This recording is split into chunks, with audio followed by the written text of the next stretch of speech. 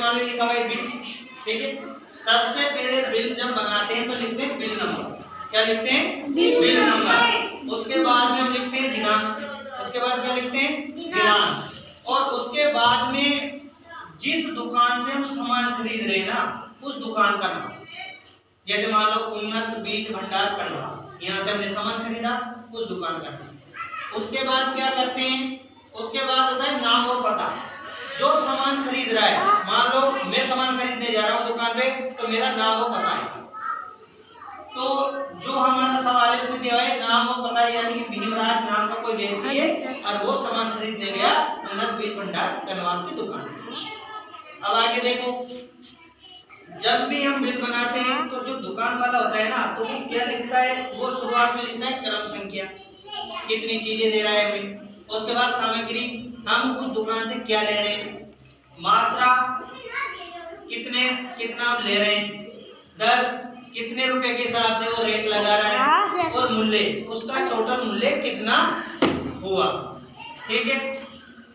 अब देखो हमने सामग्री में खरीदी, जैसे मान लो मक्का बीज मात्रा की 5 किलो, दर लगाइए 37 रुपये 25 पैसे के हिसाब से, मूल्य 186 रुपये 25 पैसे।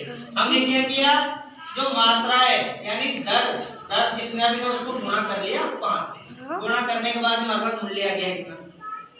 उसके बाद में 2 नंबर में यूरिया, उसके बाद में ये 35 किलो 45 रुपये 00 पैसे के हिसाब से, तो 45 को हमने 35 से गुणा किया तो 1575 रुपये 00 पैसे आ गए। बात समझ में आ रही है?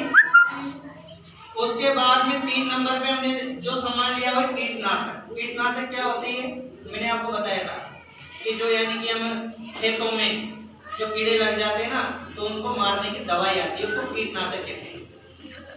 तो 1 लीटर लिए हमने, 1 लीटर का जो दर थी, जो रेट थी, 235 रुपये 00 पैसे।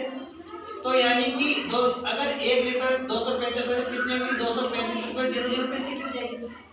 उसके बाद में हमने क्या किया, जितना भी हमने सामान खरीदा उसका मूल्य आ जाएगा, उसकी रेट आ जाएगी। तो सारी रेट आ गई। अब इस रेट को हमने उसका क्या कर दिया, योग कर दिया, यानी जोड़ दिया। जोड़ने के बाद में हमारे पास में ये आ गया, इनको जोड़ा तो हमारे पास में टोटल योग इतना आ गया। अब बिल में क्या लिखना होता है हमें आगे, टोटल जो चीज आ गई ना उसको हिंदी में लिखना पड़ेगा, अक्षरे 1996 रुपये 25 पैसे मात्र, यह हिंदी में लिखना पड़ेगा। उसके बाद में बिल में नीचे क्या लिखना होता है, भूल चूक लेना देना, यानी कि जो भूल होगी यानी कि ना तो यानी कि कोई चीज वो ना तो तुमसे लेगा ना तुम्हें देगा। बेचा हुआ माल वापस नहीं होगा।